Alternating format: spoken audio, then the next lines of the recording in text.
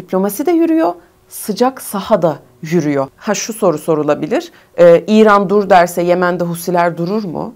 Husiler siz kendinizi nasıl tanımlıyorsunuz dedikleri zaman anti-Amerikan, anti-İsrail olmayı bir kimlik olarak öne çıkarıyorlar. Anti-Amerikan, anti-İsrail olmak bölgede Amerika'nın ve İsrail'in arzuladığı gerçekliğin ötesinde bir başka gerçeklik var demek oluyor. İran Husilere neden destek veriyor? Bu desteğin stratejik hedefleri neler?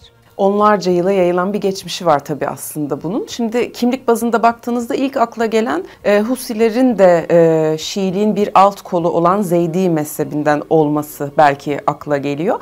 Ama baktığınızda bundan daha güçlü bir gerçeklik var ki Husiler de anti-Amerikan, anti-İsrail. İran'ın bölgeye güç yansıttığı politikasında belki de direniş ekseni olarak adlandırdığı yapının son halkasını oluşturuyordu Husiler.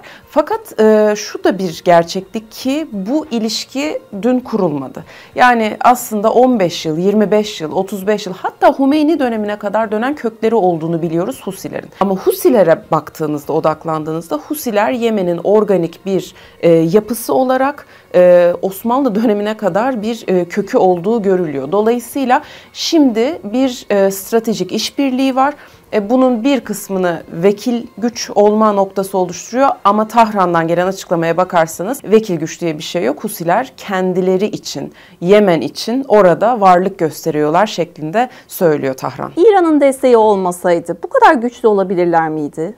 Neden bunu söylüyoruz? Nasıl yekten söylüyoruz? Şimdi İsrail topraklarını arada kocaman bir Suudi Arabistan coğrafyası olduğunu da düşünürsek, İsrail topraklarını vuracak balistik füzelere, çok gelişmiş teknolojik İHA'lara, SİHA'lara sahip olduklarını düşünürsek, şimdi Yemen'de de çok uzun yıllar süren bir iç savaş gerçeği yaşandı ve insani durum Birleşmiş Milletler tarafından her zaman söylenildiği gibi dünyada uluslararası endekslerde özellikle Yemen'in ihtiyaçları çok fazla.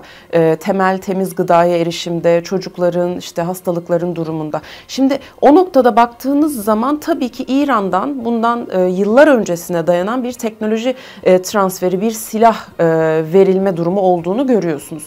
Şimdi bu silahların verilmesinin ötesinde artık kendi silahını da üreten bir Yemen noktasına geldiler. Burada İran'ın silahlarıyla vurdukları bir gerçekti. İşte limanlardan geliyordu bu silahlar.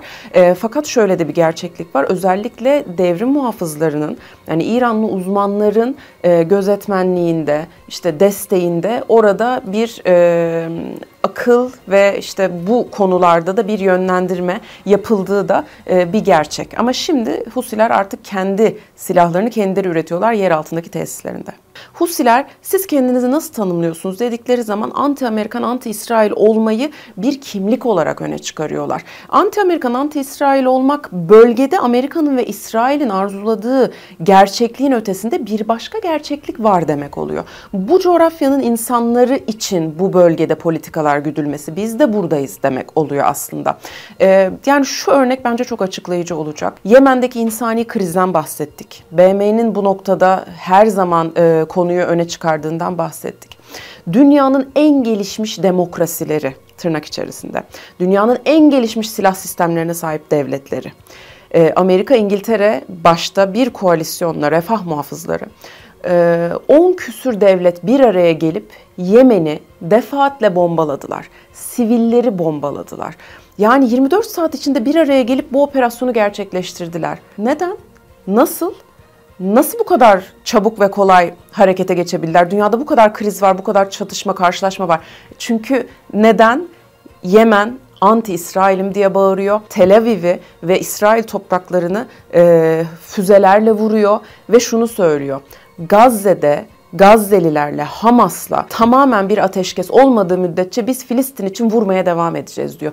Bugün Mart'ın ilk haftasından beri Gazze'ye insani yardım girmiyor. İşte o yüzden Husiler devam ediyor. O yüzden Amerika dün Husilere vurmaya devam etti. Peki İran silah ve mühimmatları nasıl ulaştırıyor Husileri? Önceki yıllarda liman yoluyla ulaştırıyordu. Fakat şu anda tabii ki bu kadar gelişmiş uydu ve teknoloji gözetleme noktasından baktığınız zaman o yakınlıkta limandan girişe ABD izin vermez. ABD'nin bölgede çok gelişmiş biliyorsunuz işte donanmaları, işte askeri üsleri ve müdahil olabilecek çok fazla askeri tesis var.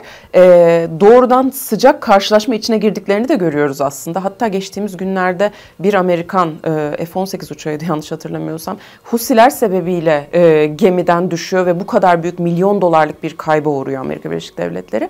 Şimdi o noktada artık Husilerin ve yer altında olduğunu da söyleyelim. Kendi kendine yeterliliğe başladığı söz konusu. Belki bir Hizbullah kadar değil. Hizbullah'ın geçen yılki hali kadar değil. Ama Husiler de bunun farkındalar. Bir de 2014'ten beri başkent Sana ve Babülmendeb'in çok stratejik noktaları başta olmak üzere Husiler kontrol ediyorlar.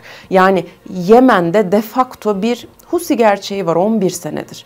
Dolayısıyla kendi kendine yeterlik noktasında ya da işte mesela Cuma günleri bir bakıyorsunuz toplanıyorlar 1 milyon insan yürüyor. Yani orada organik bir yapı ve gerçeklik var ve farkındalar. Amerika ve İsrail'e karşıtsanız güçlü olmak zorundasınız. Çünkü işte siviller bu kadar kolay bombalanabiliyor. Peki hocam, İran'ın Husilere verdiği askeri teknoloji daha çok hangi unsurları kapsıyor?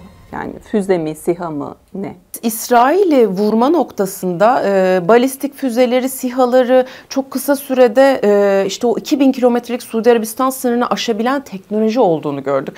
Yani şimdi o kadar net ki bu yüksek teknolojiyi İran'ın verdiği, hani o su götürmez bir gerçek. Fakat kendi kendilerine yeterlik noktasında tabii ki diğer ihtiyaçlarını da kendileri üretiyorlar ve karşılıyorlar. O noktada dediğim gibi teknik anlamda uzmanlık İranlı uzmanlardan geliyor. Hala geliyor. Yani Yemen'de böyle bir gerçeklik var. Ama bundan yıllar öncesine tarihleri getirdiğiniz zaman orada net bir şekilde bir teknoloji verildiğini görüyorsunuz. Orada üretim için destek sağlandığını görüyorsunuz. Yani bu uzun dönem bir stratejinin aslında parçası olarak öne çıkıyor. Şimdi direniş ekseni dediğimiz, İran'ın direniş ekseni dediği yapıda işte Hizbullah'ın geçen sene İsrail'le yaşadığı karşılaşmada ve istihbarat müdahalelerindeki güç kaybı, ya Hamas'ın artık 1,5 yılın sonunda kendi savaşında geldiği nokta ve artık Esad'ın Suriye'de olmaması direniş ekseni açısından halkaları birbirinden somutta ayıran ve İran'ın güç kaybettiği bir noktaya evrildi Orta Doğu'da. Ama şu anda en güçlü aktör olarak Husiler oradalar ve o yüzden Amerika son 24 saatte tekrar Yemen'i ve sivilleri bombaladı. Şunu da ekleyelim. Bu karşılaşma, yani diplomasi masasında yürüyen bir gerçeklik var Washington-Tahran arasında. Ama Yemen noktasında söylemler çok sert geliyor Amerika'dan. Amerikan Savunma Bakanı henüz daha dün İran'a dedi ki Husilere destek konusunda ne yaptığınızı biliyoruz dedi ve aynı saatlerde açıklama geldi. Müzakereler 4. tur ertelendi diye. Bu ertelenmeyi hemen negatife yormayalım. 4. tur çünkü ama ortada bir karmaşa olduğu da söz konusu. Yani çok ilginç. Diplomasi de yürüyor. Sıcak sahada yürüyor. Şu soru sorulabilir. İran dur derse Yemen'de Husiler durur mu? Yani kimlik bazında diyorlar ki Filistin, İsrail. Hani o noktada onu da indirgeyemiyorum açıkçası. Peki hocam, bu İran'ın Husi desteği Suudi Arabistan-İran ilişkisini nasıl etkiliyor? Suudi Arabistan-İran ilişkileri ve aslında Yemen'in çoğu zaman bir vekalet savaşına dönüşmüş olduğunu biz iç savaşta deneyimledik. 7 yıl boyunca İran ve Suudi Arabistan arasında ilişkiler çok kötüydü. Biliyorsunuz 2023'te Çin onları yeniden konuşur hale getirdi ve biz Gazze Savaşı'nda iki başkentin Filistin için tekrar konuştuğunu gördük. Bu çok önemliydi. Yani İslam dünyası açısından çok önemliydi. Körfez'in iki bölgesel gücü açısından çok önemliydi. Ama hala başka kimliksel gerçeklikler var.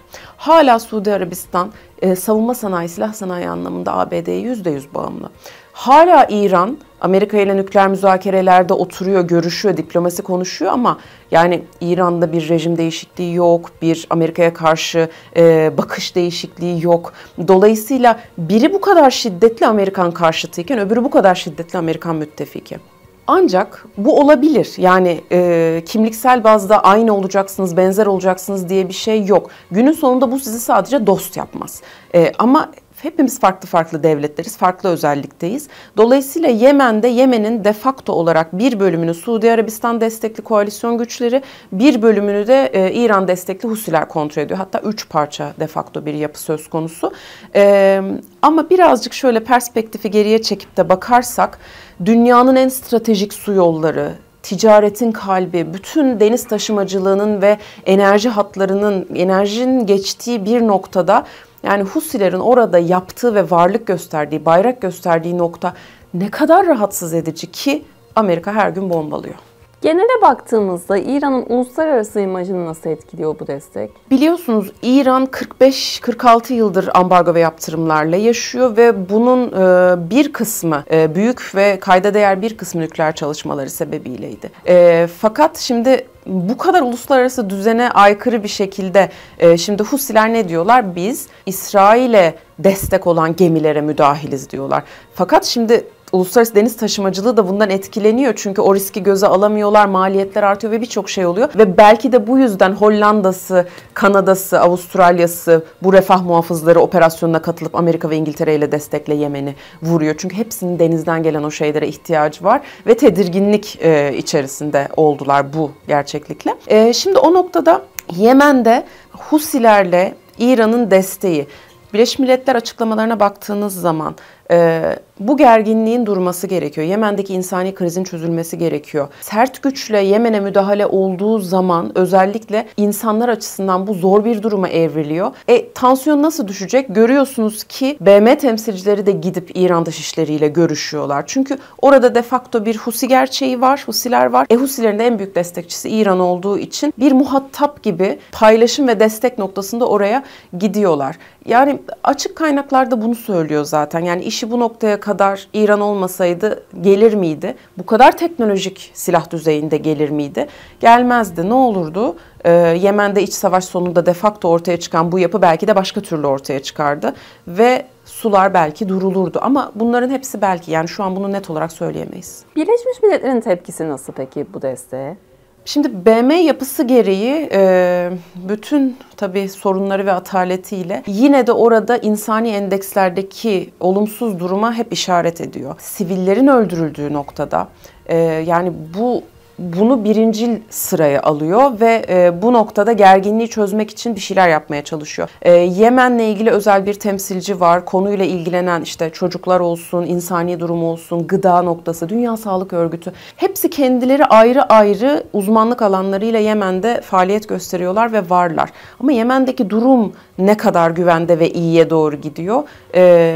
Oradaki hükümet, yapı, de facto bu bölünmüşlük ve bir de bu çatışmaların devam etmesi, risklerin İsrail aynı şekilde hedef alıyor tabii ki. Bu risklerin devam etmesi BM açısından birincil gözlenmesi gereken konu ve çözülmesi gereken bir konu. Çünkü sadece Arap isyanları sonrası bölgede oluşan bir gerçeklik değil.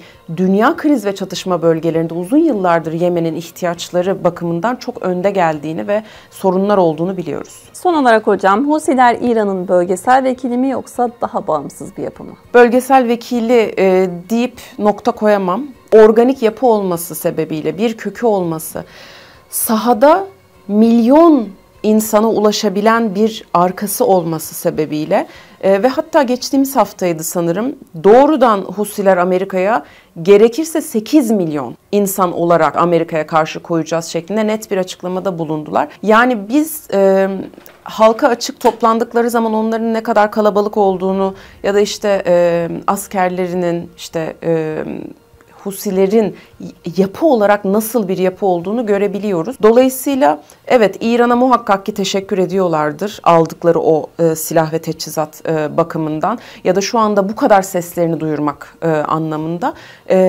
Ama evet İran'ın bölgeye güç yansıttığı politikasında Husiler, Ensarullah Hareketi çok önemli bir parça. Fakat kimliksel ortaklıkları yani anti-Amerikan, anti-İsrail olmaları Şiiliğin alt kolu olan Zeydi ki İran Şiiliğin Caferi koludur olmaları kadar kıymetli. Dolayısıyla indirgememek gerekiyor. Ortaklıkları onları stratejik açıdan bir araya getiriyor ve bu şekilde orada bir varlık gösteriyorlar.